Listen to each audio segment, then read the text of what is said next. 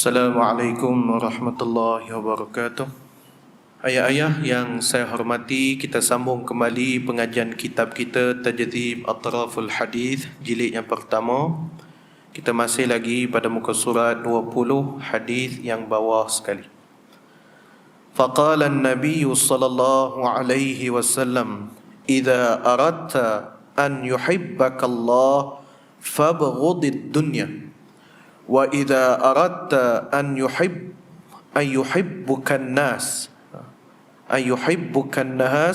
fama kana 'indaka min fuduliha fanbidhu ilaihim. Sadaqa Rasulul Karim. Ruah Al-Khatib an Rib'i ibn Kharraj mursala.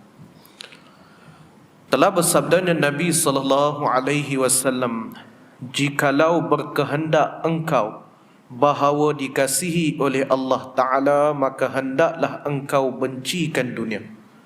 Dan kalau berkehendak engkau bahawa dikasihi oleh manusia, hendaklah engkau hulur kepada mereka itu akan pemberian engkau, yang mana sudah jadi lebih di sisi engkau." Benarlah kata Nabi sallallahu alaihi wasallam, hadis yang diriwayatkan oleh Al-Khatib daripada Rib'i ibn Kharraj. Maksudnya disuruhnya kita utamakan akhirat dan berberi-beri sesama kita. Kata Nabi sallallahu alaihi wasallam, "Idza aradta an yuhibbaka Allahu fabghudid dunya." Apabila berkehendak engkau dikasihi oleh Allah, fabghudid dunya, maka hendaklah kamu membencikan dunia. Ayah-ayah yang saya hormati, hadis ini merujuk kepada kita bahawa hendaklah kita mengutamakan akhirat. Mengutamakan akhirat di dalam kehidupan kita. Dunia adalah tempat untuk kita menanam amal kita, supaya di hari akhirat nanti kita dapat bersenang lenang. Bukan membencikan dunia ini bererti tidak langsung mengambil apa-apa daripada dunia. Kita mengambil daripada dunia, tetapi dalam masa yang sama kita tidak melupakan akhirat. Dalam hadis lain Nabi sallallahu alaihi wasallam sebut, "Man arada dunya fa'alaihi bil ilm, wa man arada al-akhirah fa'alaihi bil ilm, wa man aradahuma ma'an fa'alaihi bil ilm." Barang siapa nakkan dunia, maka dia kena ada ilmu. Barang siapa nakkan akhirat, dia kena ada ilmu. Dan barang siapa nak kedua-duanya, maka dia kena ada ilmu. Maka dalam hadis ini merujuk kepada kita bahawa dunia itu juga perlu kita ambil. Tapi kita ambillah dunia ini dengan sekadar pengetahuan ataupun dengan sekadar untuk kita meneruskan hanya kehidupan sahaja. Ada. Tetapi janganlah kita mencampakkan sesuatu perasaan terlampau mengejarkan dunia sehingga kita melupakan akhirat. Dan perkara ini akan berlaku pada akhir zaman, yang di mana dalam satu hadis Nabi sallallahu alaihi wasallam Nabi sebut, "Yushikul umam an tada'a alaikum kama tada'al akalah ila qas'atiha." Faqalu, "Wa min qillatin nahnu yawma idzin ya Rasulullah." Qala an-nabiy sallallahu alaihi wasallam, "Bal antum kathir, walakin ghutha ka ghutha'is sail, wala yanzi'anna Allah fi suduri aduwikumul mahaba, wala yaqdhifanna Allah fi qulubikumul wahnu." Faqalu, "Wa mal wahnu ya Rasulullah?" Faqala an-nabiy sallallahu alaihi wasallam, "Hubbud dunya wa karahiyatul maut." Dalam satu hadis Nabi sebut pada kita bahawa yushikul umam an tada'a alaikum kama tada'al akalah ila qas'atiha. Hampir sahaja umat ini dikerumuni oleh musuh-musuh Islam seperti kerumunnya serangga pada makanan yang berada di atas piring. Nabi kata umat Islam ni akan dikerumuni oleh musuh-musuh Islam seperti kerumunnya serangga pada makanan yang diletakkan di atas piring. Kita tengok kalau kita letak makanan manis atas piring, tinggal situ sehari. Besok kita tengok semut mai. Kan? Semut mai dia mai hurung dekat kuih tu. Tak?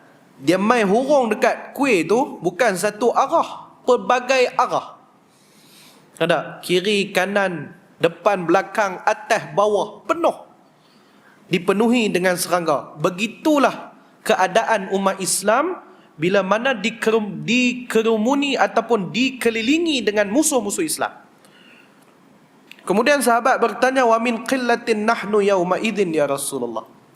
Wahai Rasulullah, adakah kami sedikit pada waktu itu?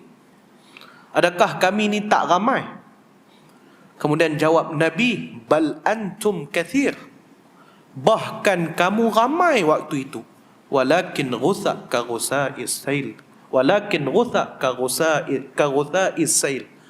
Akan tetapi kamu seperti buih-buih di lautan, kata Nabi. Buih-buih di lautan ni lagu mana? Ya, kita tengok buih dikala dia banyak betul. Tapi makin lama makin menghilang. Begitulah keadaan umat Islam pada akhir zaman nanti. Apa maksud umat Islam ni ramai? Tetapi Nabi mengumpamakan seperti buih-buih di lautan. Umat Islam ni ramai, tetapi makin lama makin tenggelam. Tenggelam dengan pelbagai keadaan yang diletakkan oleh musuh-musuh Islam. Musuh-musuh Islam nak berperang dengan orang Islam, mereka tak mampu. Nak berperang dari segi perang fizikal ni mereka tak mampu, kerana mereka tahu kekuatan orang Islam lagu mana. Jadi macam mana mereka nak merosakkan orang Islam? Dengan cara mereka memasukkan, ataupun kita sebut sebagai perang halus lah. Dengan cara mereka memasukkan, salah satunya adalah hiburan. Lagi fashion. Lah ni kita tengok fashion macam-macam gaya duk ada. Ada hak terdedah pusat, ada terdedah hak ni. Itu semua ikut fashion mana tu? Islam tak ajar seumpama itu.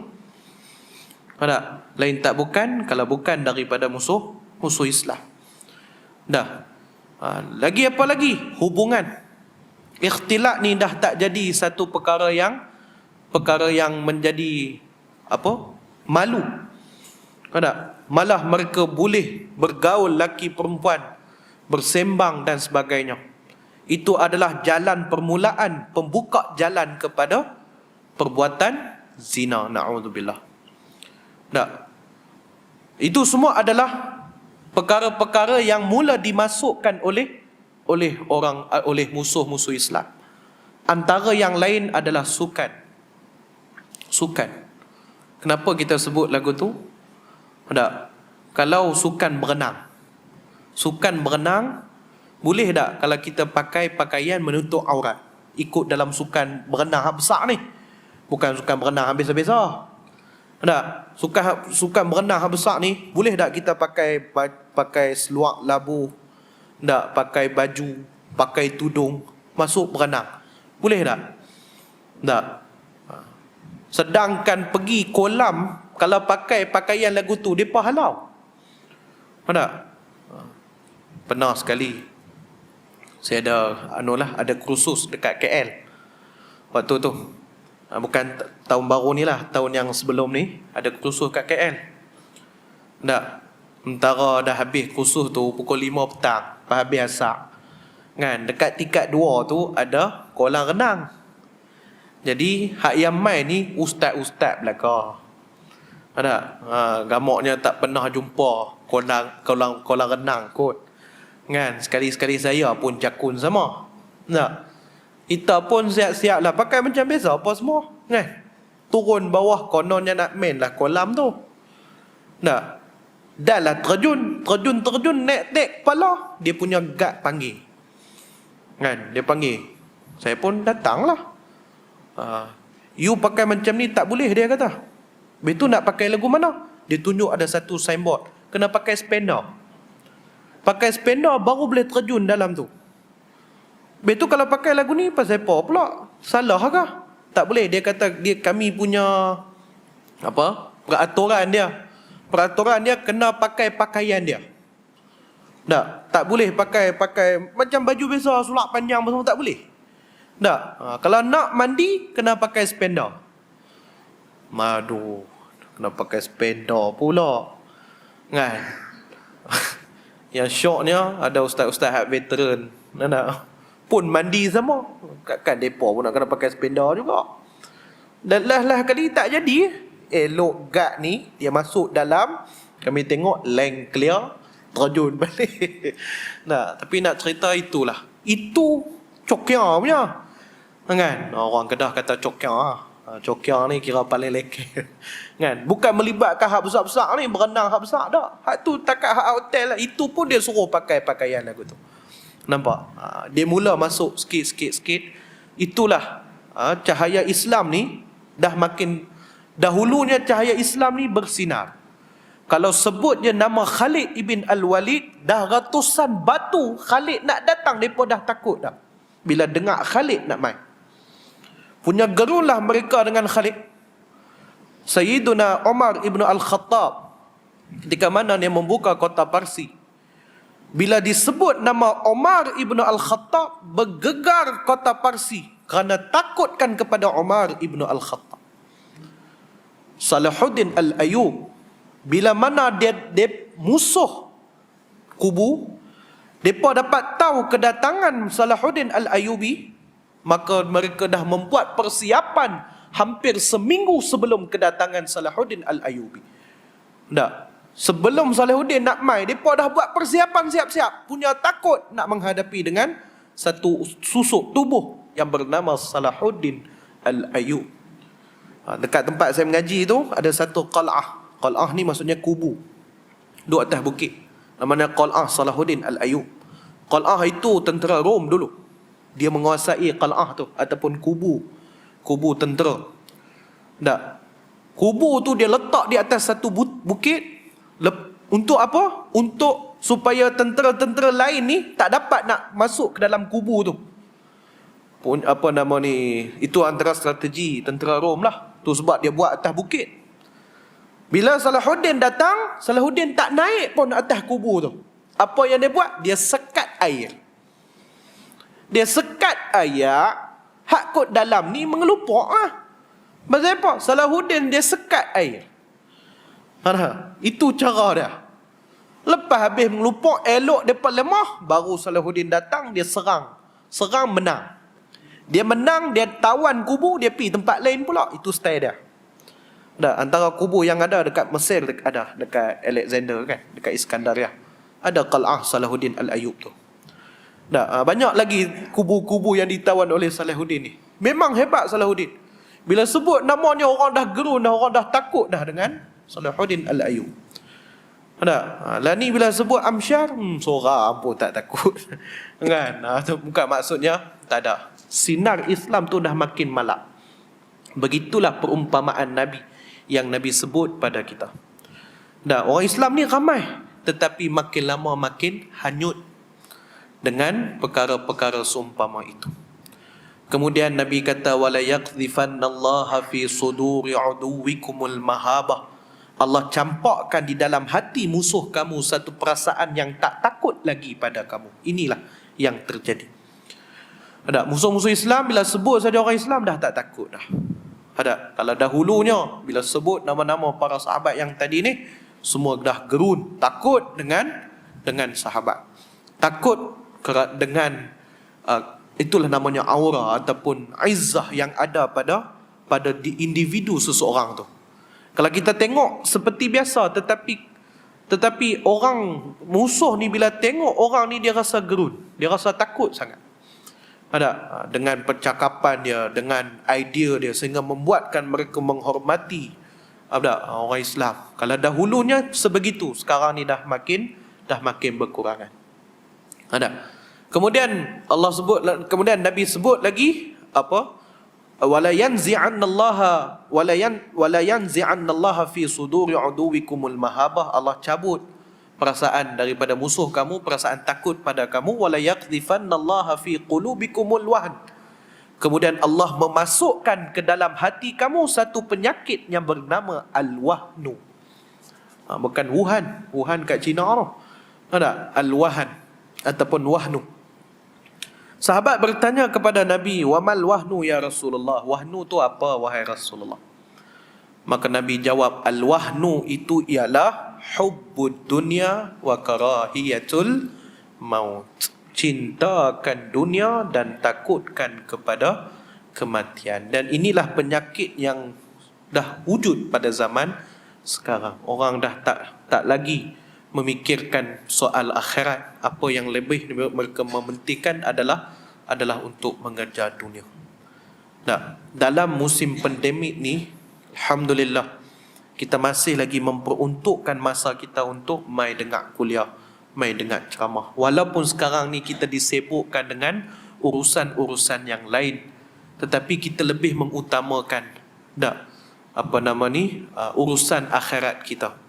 Nah, alhamdulillah. Sedangkan dalam masa ini, dalam masa 30 minit, 40 minit ini, kita boleh memperuntukkan masa kita untuk benda lain. Tetapi kita alhamdulillah, kita telah memilih masa tu untuk kita hadir ke masjid, solat berjemaah, boleh duduk dengar kuliah pula. Masya Allah. Kemudian nak solat isyak pula lepas tu. Alhamdulillah, kita telah menggunakan masa kita itu ke arah itu. Makna kita ingat kepada urusan akhirat kita. Kita beruntunglah, alhamdulillah. Bagaimana pula dengan sahabat-sahabat kita yang lain? Inilah yang kita bimbangkan, inilah yang kita risaukan. Dan kalau berkehendak engkau bahawa dikasihi oleh manusia, hendaklah engkau hulurkan kepada mereka itu akan pemberian engkau yang mana sudah jadi lebih di sisi engkau. Kalau nak dapat kasih sayang Allah, maka hendaklah kita kejarkan akhirat. Kalau kita nak dapatkan kasih manusia, maka berilah pemberian, yakni sedekah. Apa yang kita ada lebih, maka kita berilah. Ada lebih tu kita bagi. Sebab itu tuan guru kami kata, sedekah ni bukan suruh nak bagi semua. Apa yang kita ada semua kita bagi. Kita tak capai kepada mana tahap keimanan para sahabat. Abdul Rahman ibn Auf hampir seluruh perniagaan yang dia serahkan untuk Islam. Khadijah binti Khuwailid, seorang usahawan wanita yang berjaya di bumi Mekah. Siapa tak kenal dengan Khadijah? Sehingga kan Quraisy tak berani nak buat apa-apa dekat Nabi kerana ada Khadijah. Khadijah itu adalah usahawan, bahkan adalah orang yang disegani oleh penduduk Mekah. Sebab tu Quraisy tak berani nak buat apa dekat Nabi. Waktu Khadijah ada, waktu Abu Talib ada. Dalam fiqh sirah ada sebut. Mereka tak berani nak kacau Nabi. Lepas Abu Talib meninggal, lepas Khadijah meninggal pada tahun yang sama, waktu itulah baru Quraisy mengatur langkah untuk menjatuhkan baginda Nabi. Mereka ni dah atok lama, tapi mereka tak berani usik. Pasal ada orang yang besar duk backup Nabi, antaranya Abu Talib dan juga Khadijah lah. Ni antara orang yang disegani. Lepas mereka ni tak ada, baru mereka kacau Nabi.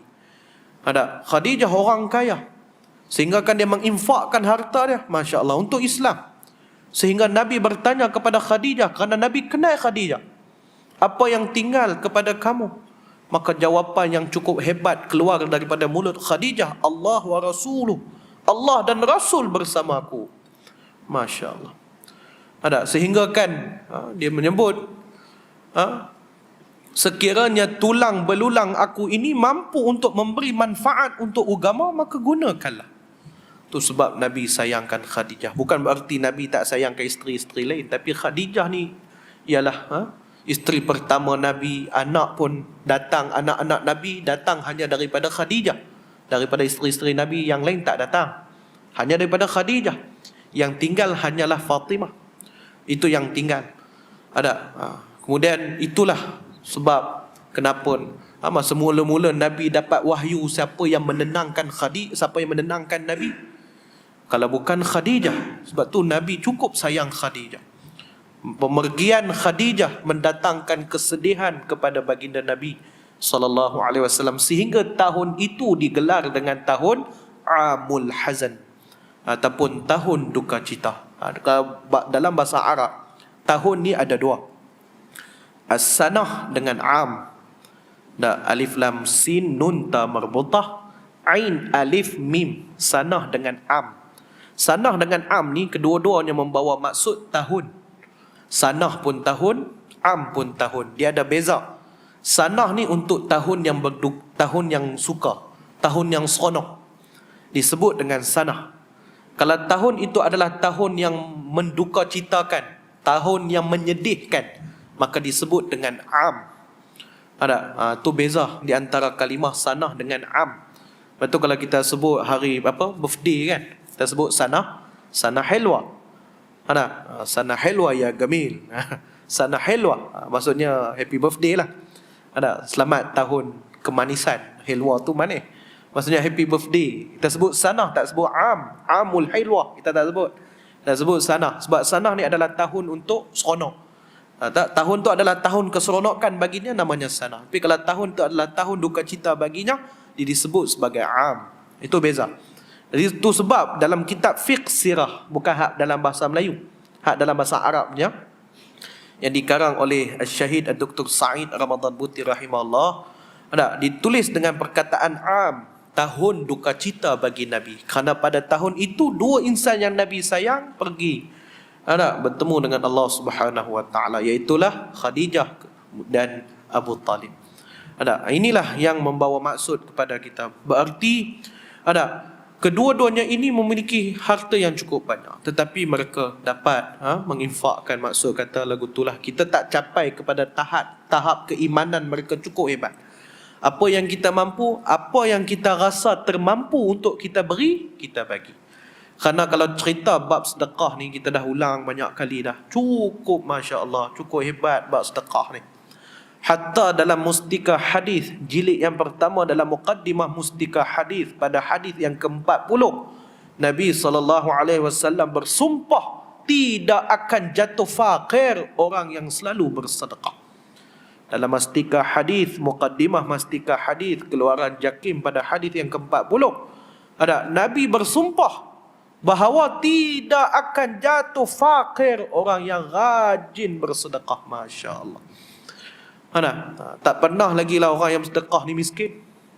Bahkan Allah kayakan lagi dia. Kerana kaya di sisi Allah ni lagu mana? Dalam satu hadis riwayat Imam Bukhari, apakah yang dimaksudkan dengan orang yang kaya? Kaya ni bukanlah berarti orang yang memiliki harta yang banyak. Tetapi kaya ini adalah orang yang memiliki jiwa yang hebat. Itulah kekayaan yang sebenarnya orang yang kaya. Laisal ghina an kathir, ghaithal ghina an kathratil mal, walakin ghina'un nafs. Tidaklah dinamakan orang yang kaya itu bila mana dia banyak harta lalu dinamakan sebagai orang kaya. Nabi kata tak, dia bukan orang kaya. Walakin ghina'un nafs. Akan tetapi orang kaya ini ialah orang yang kaya jiwanya. Itulah orang yang kaya di sisi Allah Subhanahu wa taala. Orang yang kaya jiwa ni lagu mana? Tengah dia bawa kereta, dia nampak ada satu orang pakcik nak melintah. Dia pun berhenti tepi. Tak ada siapa suruh pun. Dia pun berhenti tepi, dia turun, dia pegang tangan pakcik. Pakcik nak melintah ke? Ya, pakcik nak melintah. Tak apa, mai saya pimpin. Dia pun pegang tangan pakcik tu, bawa pakcik tu melintah. Itulah orang yang kaya jiwanya. Itu salah satu contoh. Ataupun nak masuk masjid, dia nampak ada plastik coklat. Nak masuk masjid, dia nampak plastik coklat. Dia ambil plastik coklat tu, dia buang dalam tong sampah. Tu lah orang yang kaya jiwa dah. Itulah orang yang kaya di sisi Allah Subhanahu wa taala. Jadi di mana dalam hadis ini merujuk kepada kita bahawa jika kita ada lebih, maka kita hendaklah kongsi bersama. Maksudnya kongsilah kepada orang yang lain. Kerana kita kena ingat apa yang kita ada tak kesemuanya adalah hak milik kita. Kerana itulah dikenakan zakat. Kerana itu dikenakan zakat. Kerana apa? Kerana apa yang kita ada bukan semuanya adalah hak milik kita. Di sana ada kepunyaan orang lain. Di sana ada kepunyaan orang lain. Emas, bila dah cukup haulnya, maka dia dikenakan zakat emas. Pertanian, bila mana dah sampai qadarnya, dia kena keluarkan zakat. Perternakan pun sama, bila dah capai kepada tahapnya, dia kena keluarkan zakat. Kenapa perkara itu berlaku? Kerana kita tahu zakat ni adalah cara untuk pembersihan harta. Dalam masa yang sama, zakat itu dikenakan kepada kita kerana bukanlah milik harta itu adalah sepenuhnya kepada milik kita. Ada di sana ada kepunyaan orang lain yang berhak untuk menerima sama. Kerana itu dikenakan zakat. Itulah kita rezeki yang kita dapat, maka kalau kita nak menderma ataupun nak memberi, dipersilakan. Itu adalah lebih baik. Mudah-mudahan dengan pemberian kita itu, Allah akan bagi lagi banyak, lagi lebih daripada apa yang kita bagi. Kerana kita tahu tangan yang memberi ini adalah lebih baik daripada tangan yang menerima. Tangan yang memberi ini adalah lebih baik. Betul, kita kena jadi orang yang selalu memberi. Mudah-mudahan dengan sedikit sebanyak amal yang kita ada buat tu, kita akan dimasukkan ke dalam syurga Allah. Nak bagi hak lain kita tak ada. Contohlah, pemberian ini, ayah-ayah yang saya hormati, tak semestinya berupa harta. Pemberian tidak semestinya berupa harta. Dia ada banyak macam-macam jenis pemberian yang kita boleh bagi. Antaranya, kalau kita bukan orang kaya, tapi kita ada apa? Kita ada ilmu. Kita kaya dengan ilmu. Maka apa salahnya kalau kita memberi ilmu itu? Ada orang yang tak mampu untuk bercakap. Dia tak kaya dari segi percakapan, tapi dia kaya dari segi kederat. Dia kaya dari segi tenaga, tulang empat kerat. Macam tu jugalah. Ada orang yang mungkin nak bercakap tak boleh, nak bekerja pun tak boleh, tapi dia ada harta. Jadi macam-macam keadaan. Tak semestinya dengan harta lah. Macam-macam keadaan.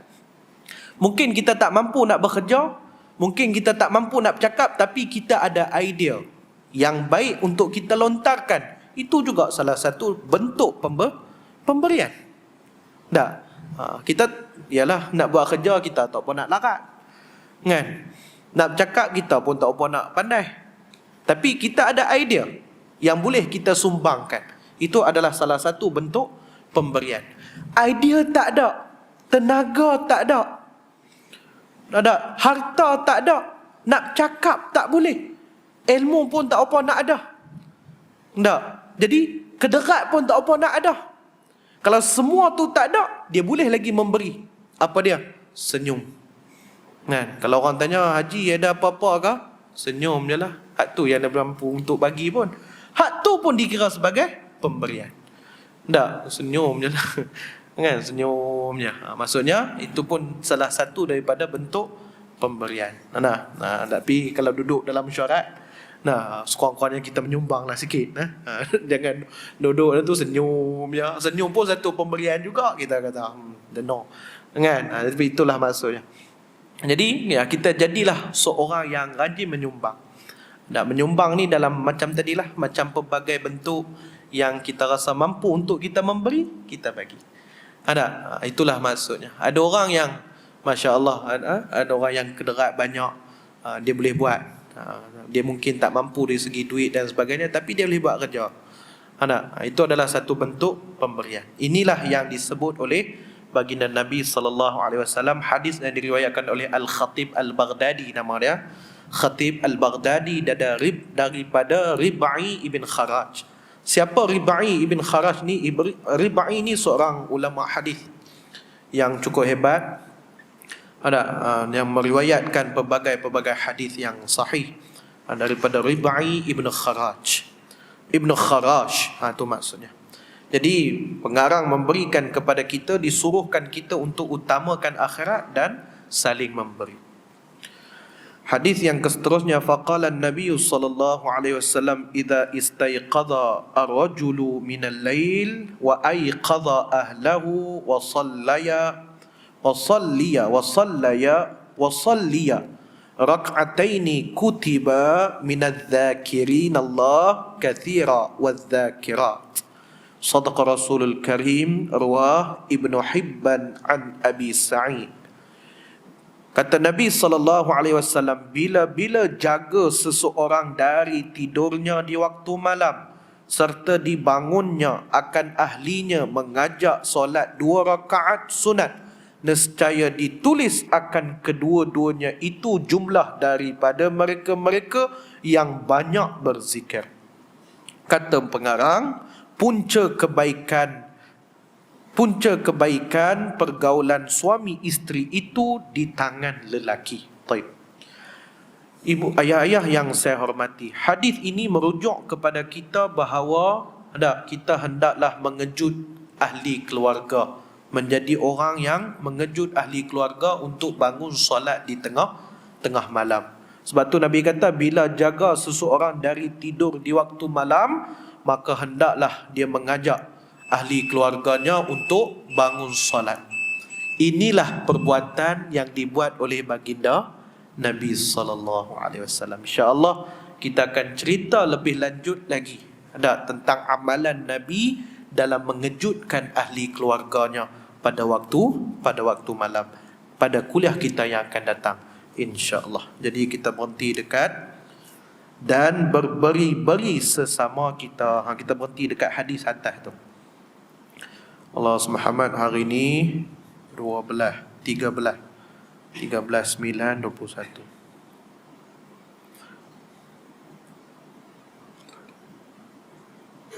Terima kasih kepada ayah-ayah saya yang sudi hadir ke dalam kuliah ini. Terima kasih banyak-banyak. Hanya Allah Ta'ala sahajalah yang membalas setiap amal kebaikan yang dilakukan oleh ayah-ayah saya yang saya hormati. Saya mohon maaf sekiranya saya terkasar bahasa, terlanjur kata, terlajak kata. Saya mohon maaf banyak-banyak. Saya selalu berdoa kepada Allah, semoga jemaah yang selalu salat berjemaah, yang selalu main masjid, yang selalu menuntut ilmu, semoga Allah kurniakan kesihatan yang baik, dipanjangkan umur, dimurahkan rezeki, serta diberi kefahaman yang baik dalam memahami agama Allah Subhanahu wa ta'ala. Doakan saya, mudah-mudahan Allah permudahkan urusan di dunia dan juga di akhirat, insya-Allah. Hingga kita bertemu pada kuliah kita yang akan datang, mudah-mudahan Allah izinkan dan memudahkan pertemuan kita nanti, insya-Allah. Sekian daripada saya, wallahu ta'ala. أعوذ بالله من الشيطان الرجيم. بسم الله الرحمن الرحيم. الحمد لله رب العالمين. الصلاة والسلام على أشرف الأنبياء والمرسلين وعلى آله وصحبه أجمعين. اللهم اجعل جمعنا هذا جمعا مرحوما وتفرقنا من بعده تفرقا معصوما. اللهم أرنا الحق حقا وارزقنا اتباعه وأرنا الباطل باطلا وارزقنا اجتنابه. وصلى الله على سيدنا Muhammad walhamdulillahi rabbil alamin. Tutup dengan membaca kafaratul majlis dan surah Al-Asr.